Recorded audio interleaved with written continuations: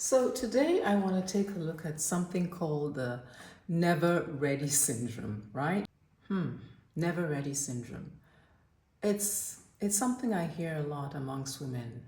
And if you're a woman listening to me, I'm sure you understand what the never ready. There's this syndrome like we're never ready. Oh, not now. Oh, well, let's put it off for right now. Not right now. And this is especially when it comes to something concerning you yourself. As women, if it involves anybody else, if it involves anyone who's close to us, we could do any and everything to make sure that it happens for that person. Be it a father, a mother, a son, a daughter. But when it comes to ourselves, something just holds us back. Something shrinks, something just gets stuck in your throat. Something holds you back. And that's what we want to take a look at today. What's stopping you from achieving your dream? What is it that makes you keep putting off that project that you know that you said you're going to start at the beginning of this year?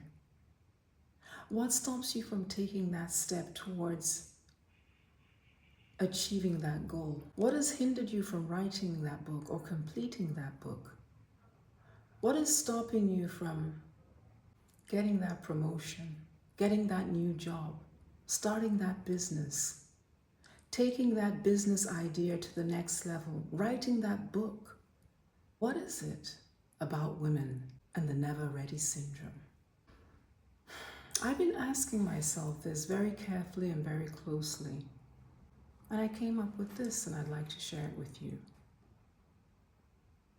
One of the greatest reasons why we're never ready to take the next leap, to take the next step, is because we're satisfied being comfortable.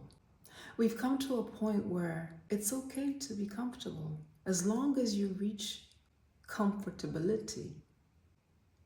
Why move? Why leave?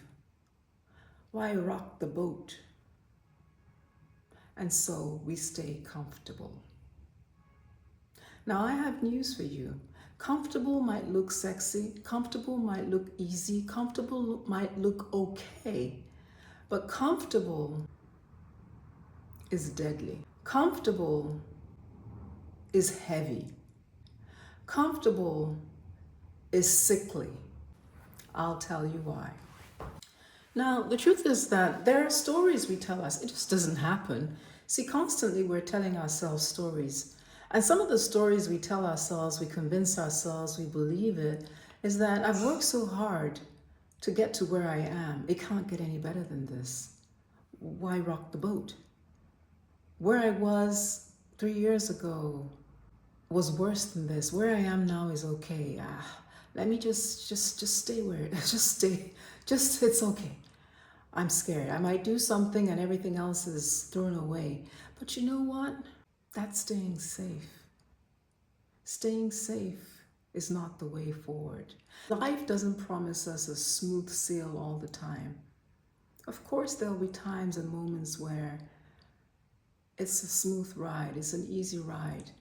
But that's until you get to the next level, the next step, the next version, the next episode, the next chapter. There's always the next. And when we stop moving to the next, then we're depriving ourselves from what lays ahead for us. Then we're living the limited version. You see, staying comfortable might look sexy. Oh, this is it. This is the life, I don't want to do anything that upsets this. Why change? I formed these habits I can't change at this age. It's too late for me. Do you recognize any of these statements? Do you recognize any of these phrases?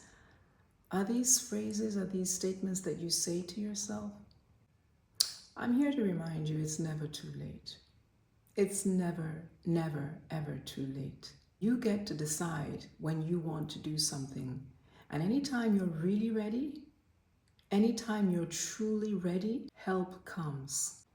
Help always comes. Now let's get back to the never ready syndrome. Never ready is a cute disguise that keeps us away from our dreams.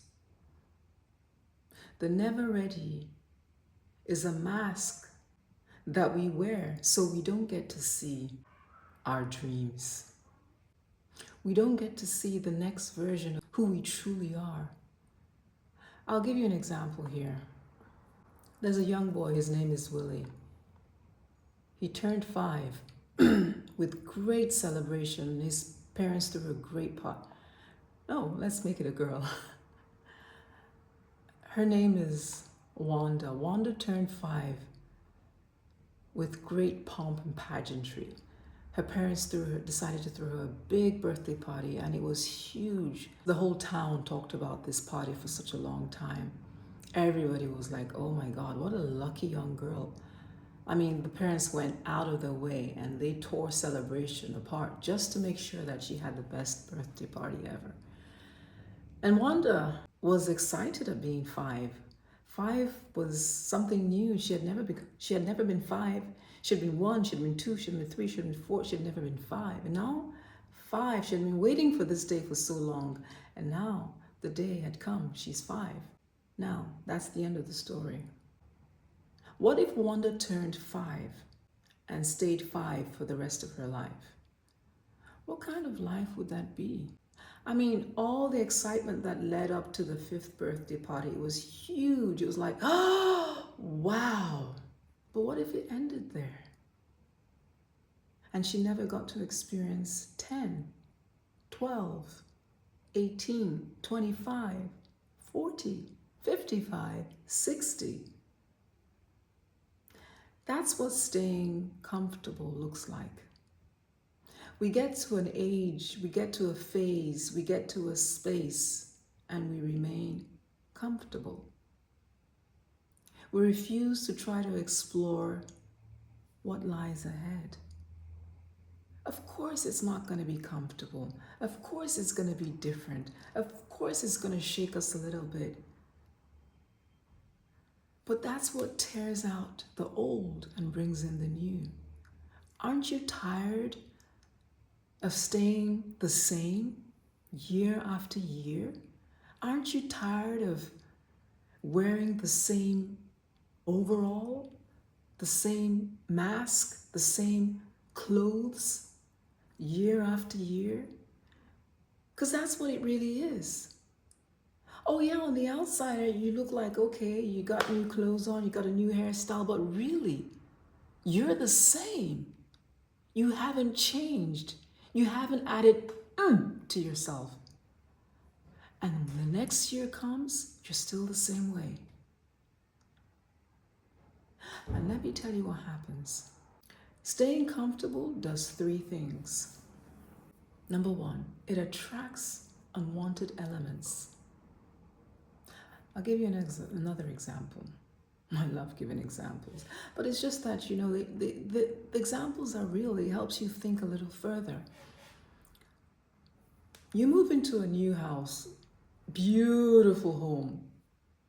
It has everything you want. It's cleaned out, it's polished, it's well lit, it's beautiful. And then you do nothing else. First day, second day, third day, 10th day, 20th day, 40th day, 3 months, 4 months, 8 months. You never do anything to the house. You never upgrade it. You never clean it. You never sweep it.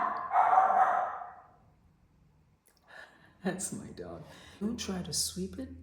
You don't try to clean it. You don't try to air it. You don't try to do nothing. You just leave it to stay the same way.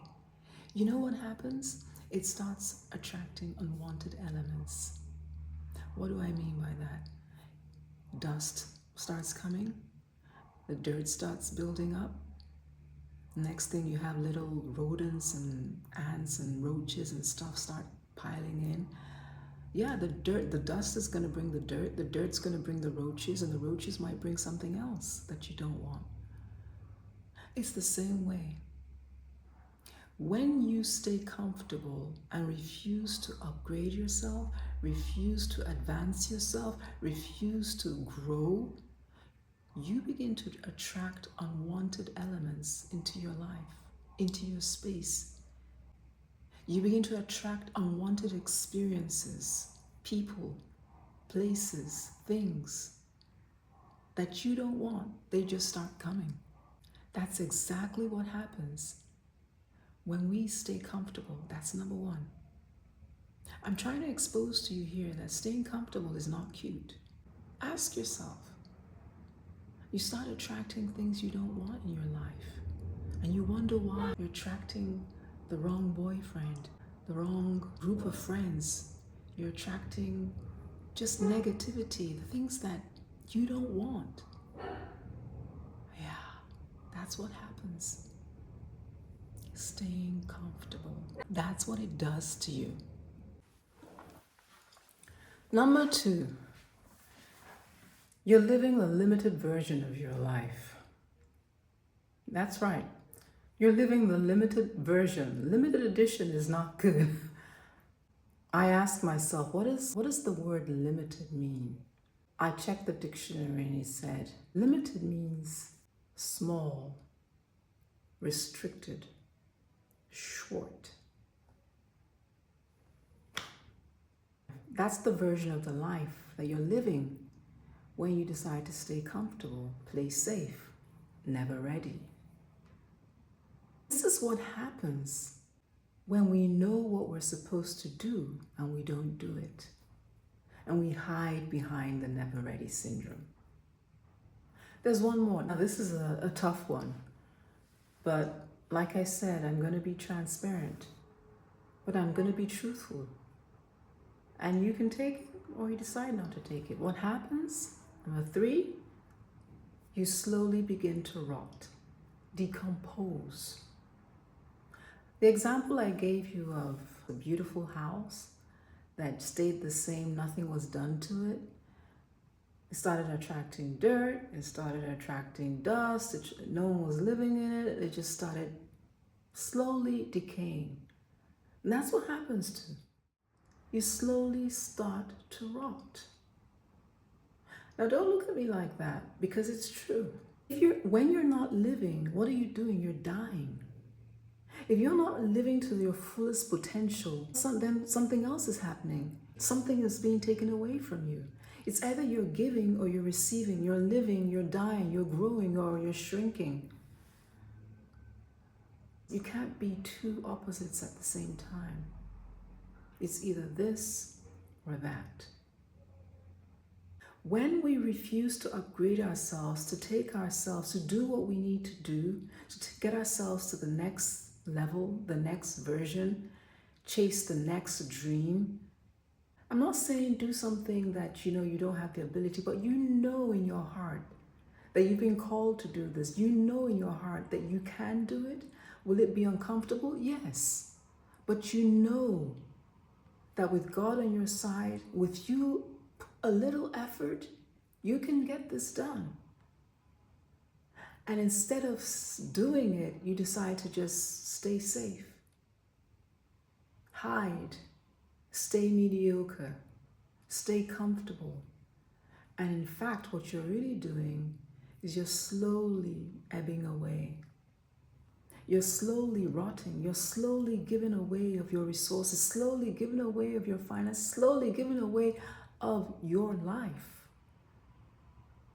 And then you wake up and wonder why this doesn't work, that doesn't work, that's not going the way you want it, that's not moving. And you have all these things and it's just one thing after the other. Oh yeah, you're holding back. And so life is also holding away from you. You gotta give to receive. What's my admonishment to you today? Sister, come on. You have what it takes to birth that dream. You have what it takes to make the next move. You have what it takes to get you across the ocean of your life. You have what it takes. And heaven is waiting for you. God is waiting for you. Whatever you call it is waiting for you. Your family is waiting for you. Your loved ones, your friends, everyone's waiting for you. The world is waiting for you, counting on you, depending on you. You too must come through. This year is your year. It's not enough to say it, but we have to mean it and back it up with action. What is it you've been putting off? What is it you've been holding back? What is it you've been saying, okay, not today, tomorrow, next month? What is it you know that you're supposed to do? What action are you supposed to be taking that you've been told? You heard it, you know it, and you can do it, and you're not doing it.